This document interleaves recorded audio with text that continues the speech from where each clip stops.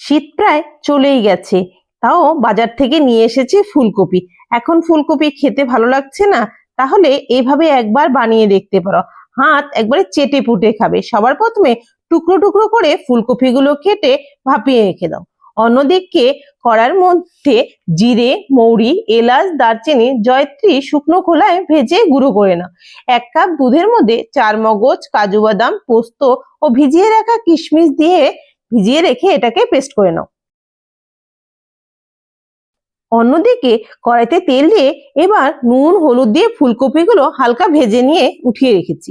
এবার অন্যদিকে সেই তেলের মধ্যে শুকনো লঙ্কা, এলাচ, দারচিনি ফোড়ন দিয়ে আদা, কাঁচা লঙ্কা বাটা দিয়ে ভালোভাবে একটু মশলাটা কাঁচা গন্ধটা যাতে না থাকে ভেজে নিয়ে এবার যে কাজু কিশমিশ বাদাম আছে সেটাই পেস্টে দিয়ে দাও। এর মধ্যে দেওয়ার পর এবার নুন, হলুদ, লঙ্কার গুঁড়ো, জিরে গুঁড়ো, ধনে গুঁড়ো দিয়ে মশলাটাকে কষিয়ে নিয়ে আমি 2 চামচ টক দই দিয়ে পুরো মশলাটাকে মিক্স করে নিয়ে এবার ভেজে রাখা আমার ফুলকপিগুলো দিয়ে দিচ্ছি।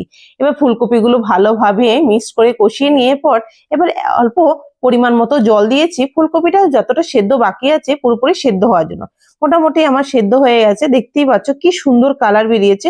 ওপর থেকে 1 চামচ যে মশলাটা করে রেখেছিলাম সেই মশলাটা দিয়ে ও সামান্য মিষ্টি দিয়ে নাড়াচাড়া করে নামিয়ে নাও ফুলকপির রেসিপিটা। একবার ট্রাই করে দেখতে পারো গরম গরম ভাত বা রুটির সাথে খেতে কেমন লাগে। আমি তো আজ রুটির সাথে খাবো বলে বানিয়ে নিচ্ছি, তোমরাও ট্রাই করো।